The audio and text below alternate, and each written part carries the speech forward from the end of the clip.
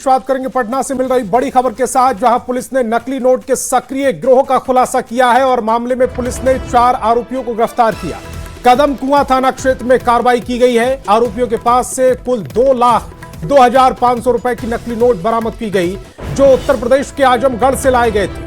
फिलहाल सभी आरोपियों से गहन पूछताछ की जा रही है। बड़ी खबर पटना से, पुलिस ने एक बड़ा सिंडिकेट का खुलासा किया है। नकली नोट के सक्रिय गिरोह का यह बड़ा खुलासा। मामले में पुलिस ने 4 आरोपियों को गिरफ्तार किया है।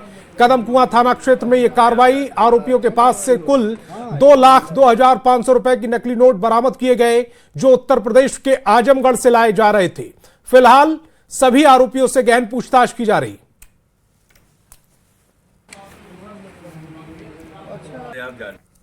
पुलिस की टीम के द्वारा, जिसमें आगम कुआं थाना और एसआईयू की टीम थे, उनके द्वारा एक नकली नोट का पूरा खेप पकड़ा गया, जिसमें 100 रुपए के 2 लाख वैल्यू के नोट थे। साथ में ही 500 रुपए के 5 नोट भी थे। तो कुल मिला के 2,02,500 रुपए का नकली नोट का एक खेप पकड़ा गया है और साथ में 4 अपराधकर्मी पकड़े गए हैं और इनके द्वारा जिस गाड़ी का इस्तेमाल किया जा रहा था, हाई एंड औरा गाड़ी, वो भी जब्त की गई है। और अगली खबर बेगूसराय से है, जहां जमीन कारोबारी वरुण सिंह हत्याकांड का पुलिस ने खुलासा कर दिया। इस मामले में पुलिस ने 3 कुख्यात शूटर को गिरफ्तार किया है। साथ ही उनके पास से 3 देसी पिस्तौल, कई जिंदा कारतूस और बाइक समेत कई सामान बरामद किए गए। इस घटना के संबंध में सदर डीएसपी आनंद कुमार पांडे ने बताया कि 9 मार्च को चर्चित जमीन कारोबारी वरुण सिंह को सिंघौल थाना क्षेत्र के नागदह के पास से एक मोटरसाइकिल पर सवार होकर 3 अपराधियों ने घेर कर गोली मार दी थी। इस हत्या के बाद सभी शूटर बेगूसराय जिला छोड़कर दूसरे राज्य में चले गए थे और पुलिस लगातार उनकी गिरफ्तारी के लिए छापेमारी कर रही थी। तीनों शूटरों को दिल्ली हरियाणा बॉर्डर से गिरफ्तार कर लिया गया।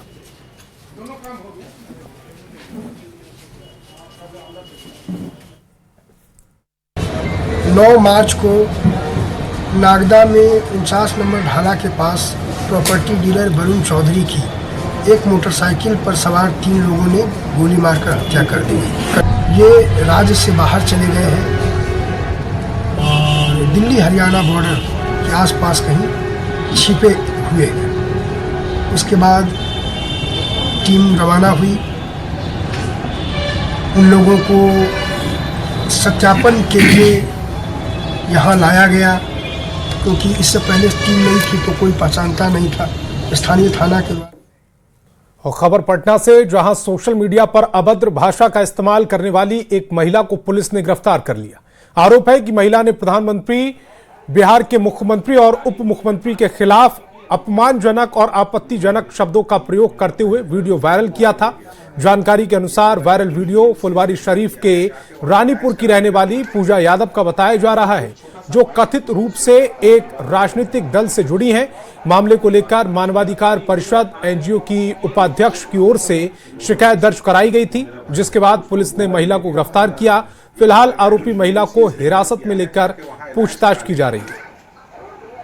जिस संदर्भ में पुलिस द्वारा फुलवारी शरीफ थाना कांड संख्या 519/26 अंकित करते हुए अनुसंधान प्रारंभ किया गया तथा तकनीकी अनुसंधान के आधार पर उक्त मोबाइल नंबर का सीडीआर कैप प्राप्त किया गया तथा उसके आधार पर जो है तकनीकी सहयोग से उक्त महिला को हिरासत में लेकर पूछताछ किया गया।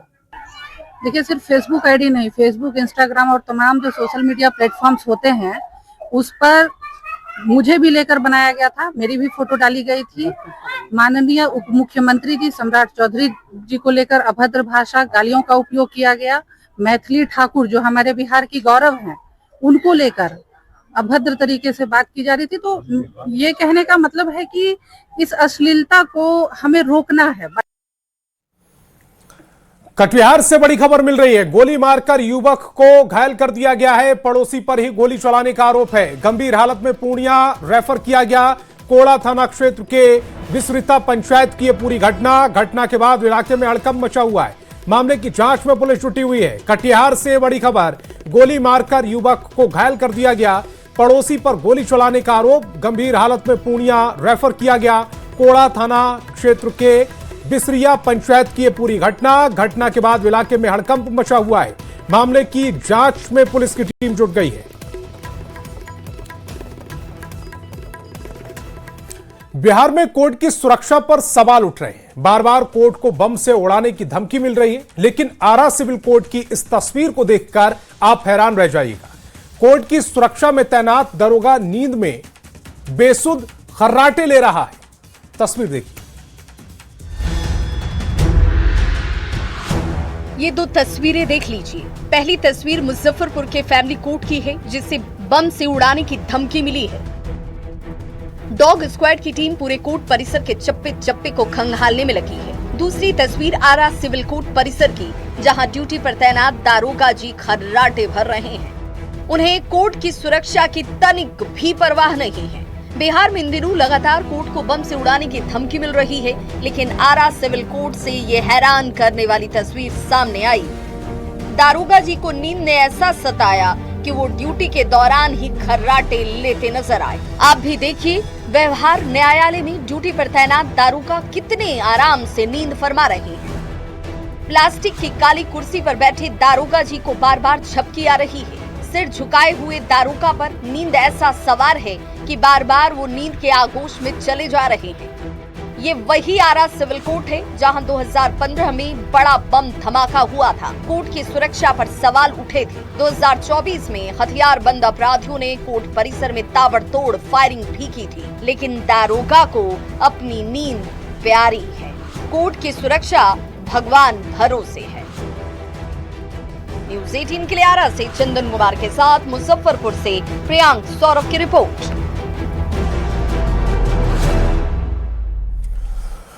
उत्तर प्रदेश के प्रयागराज में हुए एक दर्दनाक हादसे ने बिहार के सहरसा जिले के 3 परिवारों की दुनिया उजाड़ दी।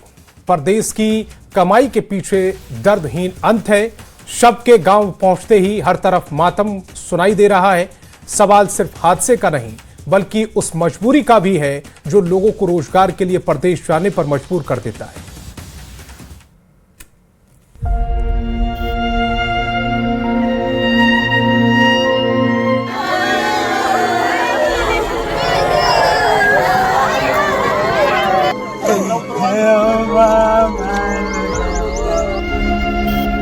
उत्तर प्रदेश के प्रयागराज के फाफा मऊ इलाके में स्थित आदर्श कोल्ड स्टोरेज में सोमवार को अचानक से अमोनियम गैस की पाइपलाइन फट गई। तेज धमाके के साथ इमारत का हिस्सा ढह गया और वहां काम कर रहे कई मजदूर मलबे में ही दब गए। इस हादसे में 4 मजदूरों की मौत हुई, जिनमें 3 मजदूर बिहार के सहरसा जिले के सलकुआ प्रखंड के रहने वाले थे।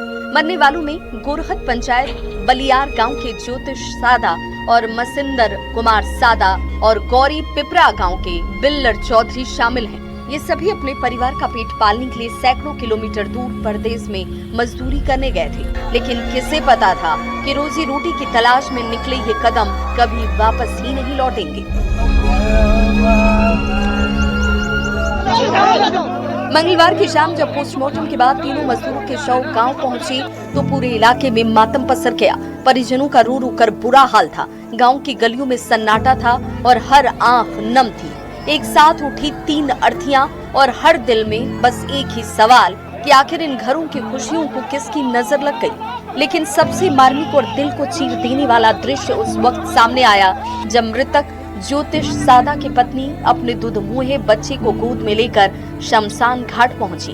परंपरा के अनुसार उसी मासूम बच्चे के हाथों अपने पिता को मुखाग्नि दिलवाई गई। वो मासूम जिसे अभी ये भी पता नहीं कि पिता क्या होता है, वही अपने पिता को अंतिम विदाई दे रहा था। ये दृश्य देखकर यहाँ मौजूद हर एक शख्स की आंखें नम हो गईं। दर्द ऐसा कि किसी का भी कलेजा फट जाए।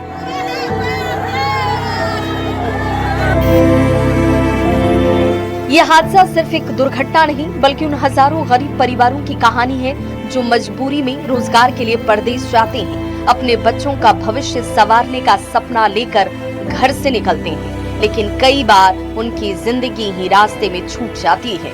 अब सवाल ये कि आखिर कब तक गरीब मजदूर अपनी जान जोखिम में डालकर परदेश में काम करने को मजबूर रहेंगे? कब तक गांव के आंगन से उठती रहेंगी ऐसी अर्थियां? न्यूज 18 के लिए सहरसा से अनुभव कुमार की रिपोर्ट।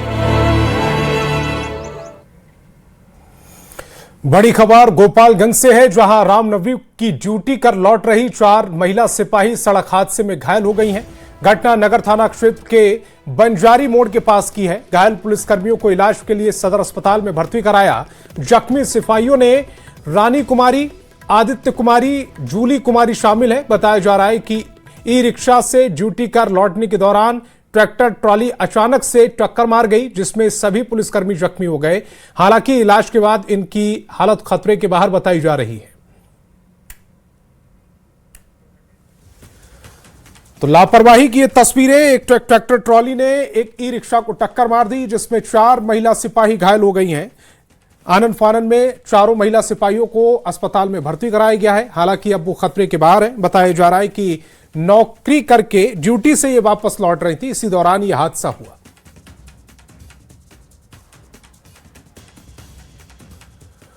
और पटना से बड़ी खबर मिल रही है। मुखिया संघ पंचायत प्रतिनिधियों का प्रदर्शन, छठे वित्तीय का पैसा नहीं मिलने से नाराज है। सरकार के आदेशों की प्रतियां जलाई हैं। 31 मार्च तक पैसा देने की चेतावनी। पंचायतों में पैसा नहीं मिलने से काम बाधित हो रहा है। पटना से बड़ी खबर, मुखिया संघ पंचायत प्रतिनिधियों का यह प्रदर्शन की तस्वीरें इस समय आपकी टेलीविजन स्क्रीन पर। छठे वित्तीय का पैसा नहीं मिलने पर यह नाराज हो गए। सरकार के आदेशों की जो प्रतियां थी उनको जलाया गया है। 31 मार्च तक पैसा देने की चेतावनी दी गई है।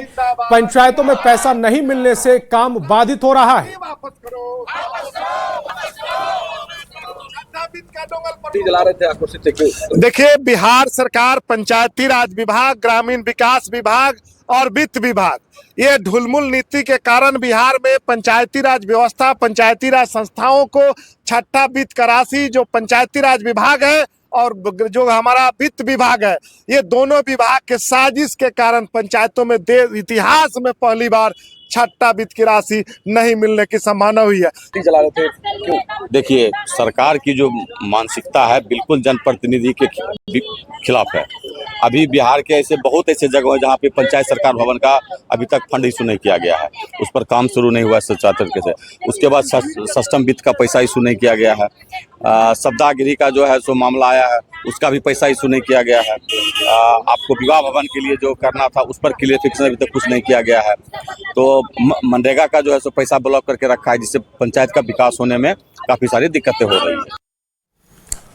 बिहार विद्यालय परीक्षा समिति द्वारा मैट्रिक परीक्षा के परिणाम को लेकर तैयारियां तेज कर दी हैं। संभावित टॉपर्स का इंटरव्यू आज से शुरू हो गया है, जिसमें लगभग 1000 छात्रों को वोट कार्यालय बुलाया गया है। पहले दिन 600 छात्रों का वेरिफिकेशन किया जा रहा है, जबकि बाकी 400 छात्रों का इंटरव्यू कल लिया जाएगा। शिक्षक छात्रों से कई विषयों पर प्रश्न पूछ रहे हैं और उनकी हैंडराइटिंग का भी मिलान किया जा रहा है। इंटरव्यू देकर निकल रहे छात्र काफी उत्साहित हैं। सबसे पहले रजनीश कुमार, हमारे संवाददाता की एक खास रिपोर्ट देखिए। मैट्रिक परीक्षा के रिजल्ट से पहले बिहार बोर्ड कार्यालय में टॉपर वेरिफिकेशन शुरू हो चुका है और अलग अलग जिलों से जो संभावित टॉपर्स हैं उन्हें बिहार बोर्ड बुलाया गया है। जिनका इंटरव्यू हो गया वो बाहर निकल रहे हैं। देखिए, चेहरे पर मुस्कान है, छात्र हैं और छात्राएं भी हैं बड़ी संख्या में। कहा जा रहा है कि लगभग 1000 छात्र छात्राओं का वेरिफिकेशन हो रहा है। कैसा रहा आप लोगों का वेरिफिकेशन? अंदर ऐसा पता चला कि पूछे थे तो वो बोले कि लगभग 600 से 700 बच्चों का 600 है। अच्छा, ये बताइए कि क्या सब सवाल पूछा गया? वही जो क्वेश्चन हम लोग बना के आए थे, जो एग्जाम में आया था क्वेश्चन, उसके रिलेटेड ही पूछा गया और बाकी निकलवा के देखा गया कि हाँ राइटिंग एक्सपर्ट की टीम वहाँ मौजूद? हाँ बिल्कुल, एक्सपर्ट की, हर सब्जेक्ट के एक्सपर्ट की टीम वहाँ पे मौजूद है। कैसा रहेगा आपका रिजल्ट, क्योंकि आप वेरिफिकेशन में आए हैं, संभावित टॉपर हैं आप? रिजल्ट अच्छा ही होना चाहिए, जैसा लग रहा है। इंटरव्यू मेरा अच्छा गया है। तो रहा है कि आ जाना चाहिए। बुलावा आ गया है तो मतलब रिजल्ट भी बेहतर जी जी जी। अच्छा, कितने घंटे पढ़ाई करते थे? ये तो हमको लग रहा है कि 20 घंटा से कम तो नहीं करता होगा। 20 घंटा रोज? जी। कितने देर सवाल जवाब हुआ? लगभग 45 मिनट के आसपास। 45 मिनट यस एक स्टूडेंट से? Yes sir. अच्छा, कुछ सवाल याद है? क्या सवाल पूछा गया? मतलब संस्कृत में मतलब चैप्टर था, उसका भावार्थ पूछा गया और पाठ से में क्या शिक्षा मिलती है, ऐसे कुछ क्वेश्चन आए थे। और हिंदी में व्याकरण से अधिक क्वेश्चन आए थे। अच्छा, और साइंस में? साइंस में साइंस में नियम पूछे गए, स्नेल के नियम जैसे, और वही सिलेबस के आसपास था। कैसा रहा आपका सवाल जवाब जो हुआ, आपका इंटरव्यू कैसा रहा? बहुत अच्छा रहा, इंटरव्यू बहुत अच्छा रहा, मेहनत जैसा किए थे वैसा है। अच्छे से मेहनत किए? Yes sir. क्या सब सवाल पूछा गया? सवाल तो बहुत आसान पूछा। मैथ में जैसे वो 2 मूलों का गुणनफल, योगफल, यही, और अलजेब्रा में थोड़ा पूछा था। देखिए मतलब बेझिझक आपने जवाब दिया है, जो एग्जाम में लिखा वो सवाल आया फिर से? हाँ, आया। अच्छा, हैंडराइटिंग में मिलान किया गया? मिलान किया गया। क्या रैंक रहेगा आपका? रैंक रहेगा, आशा है 1 to 5 तक में रहेगा। 1 to 5 में आ जाएंगे। चलिए, क्या नाम हुआ आपका? प्रिंस कुमार। टॉपर्स वेरिफिकेशन कल तक चलेगा। आज 600 परीक्षार्थियों को बुलाया गया था, जो बारी बारी से बिहार बोर्ड में पहुंच रहे हैं और इंटरव्यू के बाद बाहर निकल रहे हैं। चेहरे पर उत्साह है और कॉन्फिडेंट है कि बेहतर रिजल्ट आएगा। कल तक वेरिफिकेशन होगा। इसके बाद कहा जा रहा है कि 28 या 29 मार्च को कभी भी बिहार विद्यालय परीक्षा समिति मैट्रिक परीक्षा का रिजल्ट जारी कर सकता है। कैमरामैन अजय दुबे के साथ रजनीश कुमार, न्यूज 18 पटना। रामनवमी पर्व को लेकर पूरे बिहार में गजब का उत्साह है। 3 तस्वीरें दिखाने जा रहे हैं आपको। शहर शहर शोभा यात्रा, जुलूस निकाला जा रहा है। ये 5 तस्वीरें आपकी टेलीविजन स्क्रीन पर है। शहर शहर शोभा यात्रा और जुलूस निकाला जा रहा है। पहली तस्वीर मोतिहारी की है, जहां शोभा यात्रा शहर के बड़ी मस्जिद इलाके से होकर गुजरी। तब अंजुमन इस्लामिया के सदस्यों ने जुलूस का स्वागत किया। शंकराचार्य नरेंद्रानंद सरस्वती महाराज का अंजुमन इस्लामिया की ओर से गमछा उड़ाकर भव्य अभिनंदन किया गया है। दूसरी तस्वीर भागलपुर की है, जहां राम भक्तों ने भव्य शोभा यात्रा निकाली। कई आकर्षक झांकियां भी निकाली गईं। तीसरी तस्वीर सीवान की, जहां महाराजगंज के मां गढ़देवी में रामनवमी महोत्सव का आयोजन किया गया। कार्यक्रम में मंत्री मंगल पांडे ने भी हिस्सा लिया। चौथी तस्वीर बाढ़ से है, जहां सवेरा चौक पर भव्य शोभा यात्रा निकाली गई। 5वीं तस्वीर गयाजी की, जहां शहर में महिलाओं ने भव्य शोभा यात्रा निकाली है। महिलाएं सिर पर पगड़ी बांधकर और हाथों में तलवार लेकर भांजती हुई सड़कों पर चल रही थी। रामनवमी त्योहार को लेकर पूरा आरा शहर राममय नजर आ रहा है।